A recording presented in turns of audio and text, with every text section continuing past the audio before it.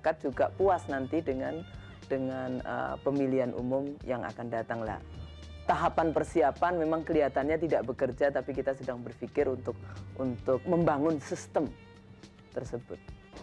Menurut Ibu, kondisi objektif politik kita saat ini bagaimana? Sebetulnya politik itu punya dua wajah, ya. Kalau Anda menjadi seorang politisi yang baik, Anda bisa melakukan sesuatu untuk memperjuangkan keadilan.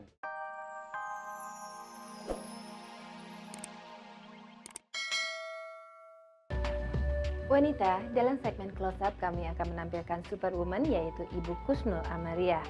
Dan ada tips-tips bagaimana Anda bisa mengenal bos Anda dan bagaimana cara menghadapinya lewat segmen Works. Ada juga tips-tips kecantikan. Dan tidak lupa kami juga akan mengetuk hati Anda wanita tentang musibah yang dialami oleh Dita Indasari, seorang aktivis lewat segmen True Story. Masih banyak lagi informasi yang akan kami sampaikan kepada Anda wanita. Tapi yang jelas nanti akan ada segmen bincang-bincang dengan pakar yang kali ini akan membahas tentang privacy atau hak pribadi terhadap pasangan. Wanita, Ibu Kusnul Mar'iyah ini adalah satu dari sekian banyak superwoman yang duduk di KPU. Kepiawaiannya sebagai pemerhati masalah-masalah politik ini sudah tidak lagi diragukan. Selain mengajar ilmu politik dan strategi manajemen konflik di Universitas Indonesia, beliau juga seringkali menjadi pembicara di media-media politik nasional dan internasional. Apa sebenarnya yang membuat Ibu Kusnul Mar'iyah tertarik pada dunia politik? Saya dulu cita-citanya menjadi insinyur ya, tapi tidak kesampaian. Tapi saya tes di Unbra dan diterima di FISIP UI. Kemudian menjadi motivasi saya ingin mempelajari apa itu politik ya, secara ilmu, jadi secara pengetahuan, tidak hanya sekedar cukup membaca di koran ataupun pengalaman ini, karena ini ternyata ada ilmunya dan saya sangat menyenangi pada saat saya kuliah di FISIP UI dan kemudian saya lanjutkan dengan kuliah di Sydney University di Australia pada jurusan yang sama.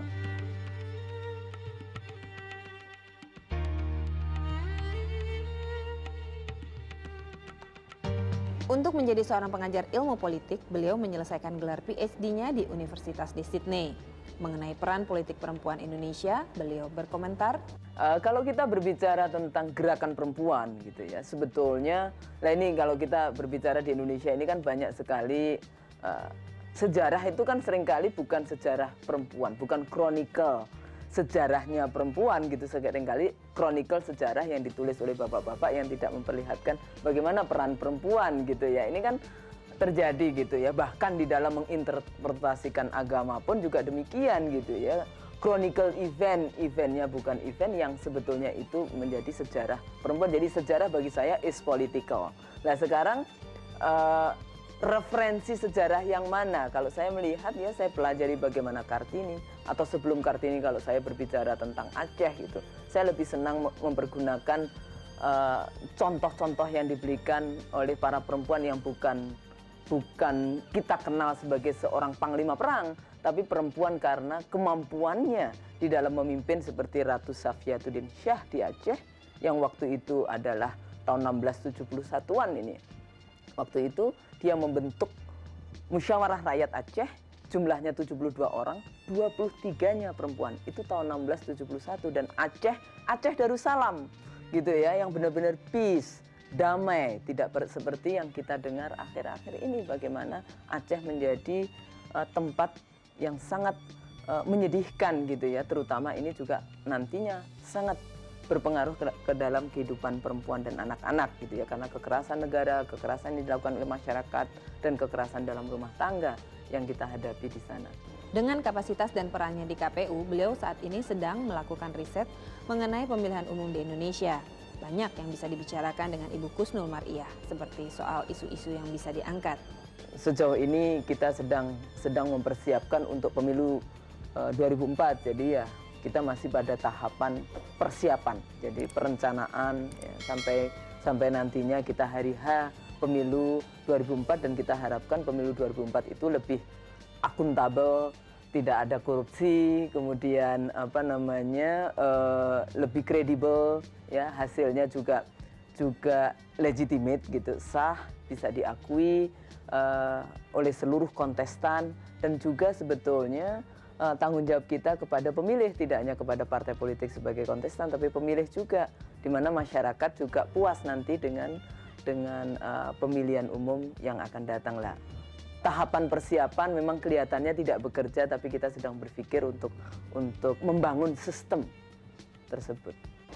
Menurut Ibu, kondisi objektif politik kita saat ini bagaimana? Sebetulnya politik itu punya dua wajah, ya. Kalau Anda menjadi seorang politisi yang baik, Anda bisa melakukan sesuatu untuk memperjuangkan keadilan sosial, memperjuangkan tatanan kehidupan yang berkeadilan. Sebetulnya itu kan tujuan yang sangat mulia kalau Anda mau masuk di dalam kehidupan politik. Tapi wajah politik yang satunya lagi itu adalah wajah politik yang buruk. Jadi politik ini memang punya dua wajah. Yang buruknya apa? Yang buruknya adalah hanya untuk memperjuangkan kuasa, tahta, dan harta.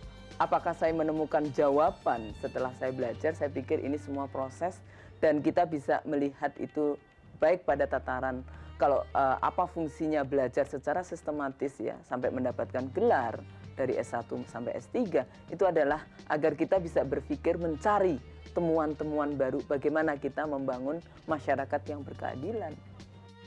Mengapa jarang sekali Ibu menjalin kerjasama dengan media TV khususnya untuk mencapai target-target politik? Media, salah satu obstacle, salah satu hambatan. Gerakan-gerakan perempuan ini justru di media sebetulnya. Karena apa? Media itu masih yang disebut old boys network. Ya, networknya para lelaki yang gender perspektifnya kurang. Media lebih senang melihat perempuan dilihat dari segi fisik, fashion, ya.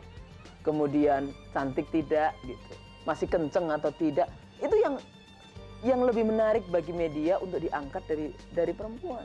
Tapi kalau perempuan memiliki kemampuan, ya faculty, kemampuan otaknya, kemampuan melakukan sesuatu, itu tidak terlalu menarik bagi media. Ya ada satu dua yang diangkat, kemudian menjadi angel, tapi media juga akan dengan sangat cepat sekali fallen angel gitu, dihabiskan dia gitu ya karakter assassination gitu misalnya terhadap perempuan. Nah ini persoalan di media dan seringkali pengalaman kita aktivis perempuan ya, saya pikir ini menjadi pengalaman saya sendiri juga. Nah memang akhirnya kita membutuhkan aliansi ya, membutuhkan sekutu di media, kita membutuhkan mas-mas gitu ya, membutuhkan para lelaki yang memiliki perspektif gender untuk membantu kita di dalam mengangkat isu perempuan ini agar sampai kepada baik pada penguasa maupun kepada massa gitu. Jadi baik kepada mereka yang mengambil keputusan ya maupun kepada masyarakat secara luas. Begitulah wanita, superwoman yang kurang suka perbedaan gender ini juga mengomentari soal pendidikan. Kalau saya orang yang seringkali berpikir pada tataran bukan tidak hanya output, tapi proses. Bagaimana Anda menginginkan, bagaimana melihat seorang anak nelayan di kampung sana, Indonesia kan banyak nelayan, ya, di kampung sana. Kemudian Anda katakan dia tidak sukses karena dia tidak bisa menjadi seorang doktor misalnya atau seorang presiden, kan tidak seperti itu. Kalau kita lihat dalam arti yang bagaimana saya mendefinisikan kesuksesan saya, misalnya ya bagaimana saya karena saya senang di dalam dunia ilmu, ya bagaimana saya bisa reach, bisa mencapai studi setinggi-tingginya. Nah itu saya bisa ini. Tapi studi setinggi-tingginya bukan berarti secara otomatis itu kemudian menghasilkan materi gitu ya. Jadi ini bukan sesuatu yang walaupun masyarakat tidak bisa melihatnya itu sebagai sesuatu yang wajar. Kalau saya kembali lagi, jadi kalau sarjana, kalau orang Jawa itu harus sujono gitu ya. Sarjana yang kemudian dia tahu artinya, bagaimana dia yang memberikan ilmu kepada the other gitu, nggak suka others juga, memberikan ilmu kepada umat untuk kemaslahatan, untuk kebaikan dari masyarakat, komunitas dan sebagainya. Itu saya artikan sebagai satu sukses.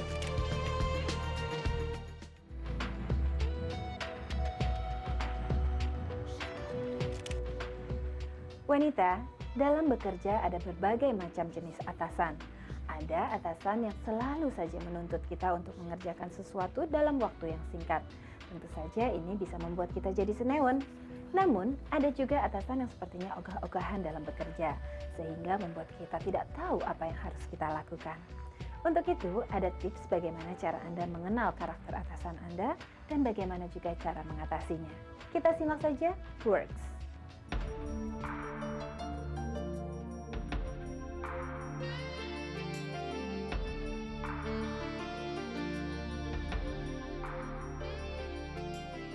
Bos tempat kita bekerja memang tanpa kita sadari membuat kita senewan.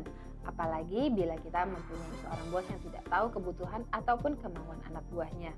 Bos menganggap kita robot yang harus dipatuhi segala perintahnya. Walaupun sebenarnya ia juga dapat melakukan sendiri. Anda pernah mengalaminya? Semua pekerjaan, bahkan pekerjaan yang sangat sepele pun ia meminta kita untuk melakukannya. Padahal bila kita lihat ia tidak terlalu sibuk, Anda pasti geram. Memang banyak sekali tipe bos yang kita sering hadapi.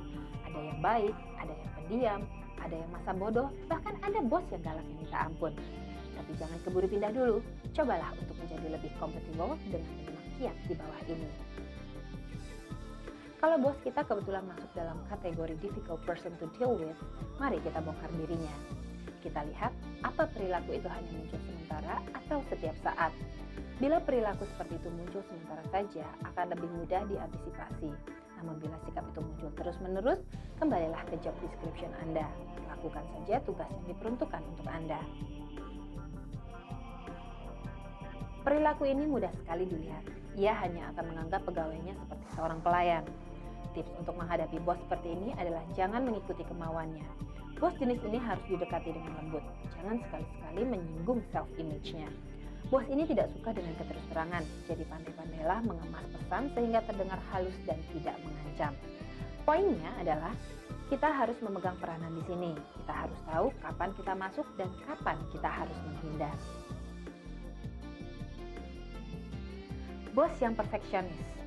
Bos jenis ini biasanya pintar. Ia akan menghasilkan sesuatu yang bagus untuk perusahaannya.